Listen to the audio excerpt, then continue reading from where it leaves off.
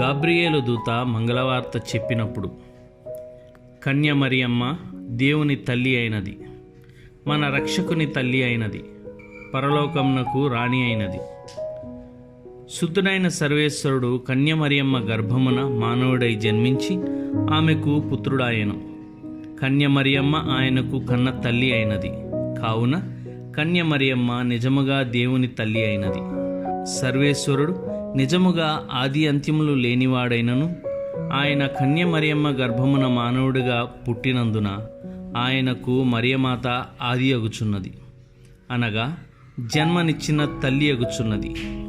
మనుష్యావతారమెత్తిన ఆయన దేవుడే. కావున కన్య మరియమ్మ ఆది అంత్యములు లేని దేవునికి తల్లి అగుచున్నది. ఇది వేద సత్యము. మరియమ్మ గారికి గొప్ప మహిమ గౌరవములు తెచ్చిపెట్టినది ఈ వేద సత్యమే.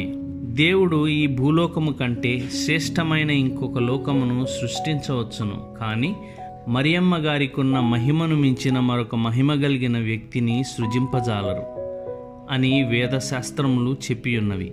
అందుచేత మరియమ్మ గారు దేవునికి తల్లిగాను ఉన్నందున ఆమెకు కలిగిన మహిమ ఎంత ఘనమైనదో మనం ఊహించలేము. అందుచేత మానవులందరి స్తుతులకు పాత్రురాలు మరియమాత. పునీతులందరికంటే మరియమాతను మనము ఎక్కువగా గౌరవించి మహిమపరచవలెను. దేవమాతను గౌరవించుట వలన క్రీస్తు ప్రభు యొక్క ఘనతకు స్తుతులకు లోటు వాటిల్లుననుకునుట పొరపాటు. తన తల్లిని ఇతరులు గౌరవించిన బాధపడేవాడు ఉండడు. తన గౌరవమును తగ్గునని అనుకునివాడు ఉండడు. తన తల్లిని అందరూ గౌరవింపవలననియే కదా కుమారుడు కోరుకొనును. అట్లే క్రీస్తు ప్రభువు కూడా మానవులందరూ తన తల్లియగు మరియమ్మ గారిని గౌరవింపవలననియే ఆశించును, అందు సంతసించును. కావున దేవుని తల్లిని వేడువాడు దేవుని వేడుకొనును. దేవుని తల్లిని గౌరవించి స్తుతించి మహిమపరచువాడు దేవుని మహిమపరచుచున్నాడు.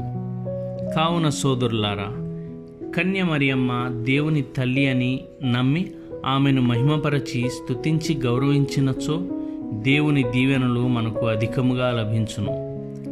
సర్వేశ్వరుడు తన ప్రియ కుమారుని మానవ రక్షణార్థమై ఈ లోకమునకు పంప చిత్తగించెను. ఆ లోకరక్షకుడే కన్య మరియమ్మ గర్భమున ఉద్భవించెను. కావున కన్య మరియమ్మ లోకరక్షకుని కన్నతల్లి అయినది. మానవ కోటి పాపములకు ప్రాయశ్చిత్తమనర్చుటకై సర్వేశ్వరుని నుండి పంపబడిన లోకరక్షకుని కన్య మరియమ్మ తన గర్భమున మోసెను. కావున మానవ రక్షణ కార్యములో మరియమాత పాత్రయు కలదని చెప్పుట నిర్వివాదాంశము. పసిబాలుడైన బాలయేసును చంపవలనని హేరోదు వెదుకున్నప్పుడు మరియమాత తన ప్రియ కుమారుని గుండెలలో దాచుకుని ఈజిప్టుకు తప్పించుకొని పారిపోయెను. మన రక్షకుడగు యేసును హేరోదు కబంధ హస్తముల నుండి రక్షించెను. కనుక మానవ రక్షణ కైంకర్యములో మరియమాత హస్తముందనుట యథార్థమే. యేసు ప్రభువును 30 సంవత్సరములు కాచి కాపాడి అల్లారు ముద్దుగను దైవ భయముతోనూ పెంచి పెద్ద చేసెను. కడన మానవాళి రక్షణార్థమై యేసు ప్రభు శిలువలో మరణించు ఆఖరి ఘడియలో ఒక్క మానవుడు కూడా యేసు ప్రక్కన నిలుచుటకు భయపడి పారిపోయిరి. మరియమాత ఒక్కతే క్రీస్తు ప్రభుని బాధలలో తానును భాగస్థురాలైనది. మరియమాత ప్రత్యక్షముగాను పరోక్షముగాను క్రీస్తుతో పాలు పంచుకున్నది. ఆది తల్లియగు ఏవ తాను చేసిన పాపము ద్వారా మానవ కోటికి అంతటికీ చేటు తీసుకొని వచ్చినది. ఆ పాప ఫలమే మానవుని పిశాచికి దాసునిగా చేసి పాపమును తరతరములకు మిగిల్చినది.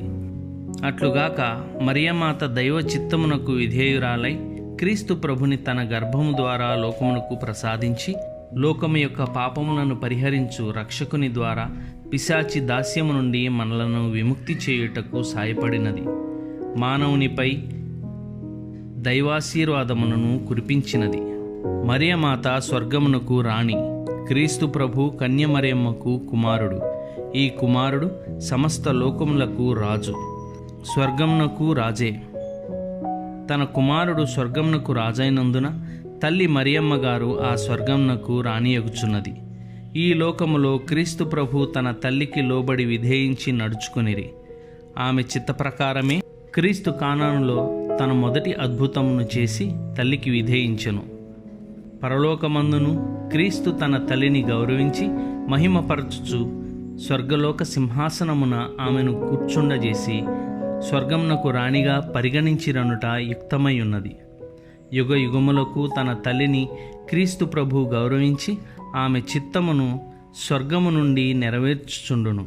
అందువలన ఆ మాత ద్వారా క్రీస్తు ప్రభువు నుండి మనకు కావలసిన వరములు లభించుననుట సత్యము.